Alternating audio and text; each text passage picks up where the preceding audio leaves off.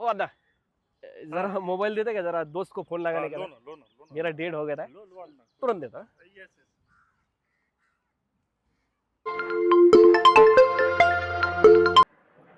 Hello. Hello. हा बोला.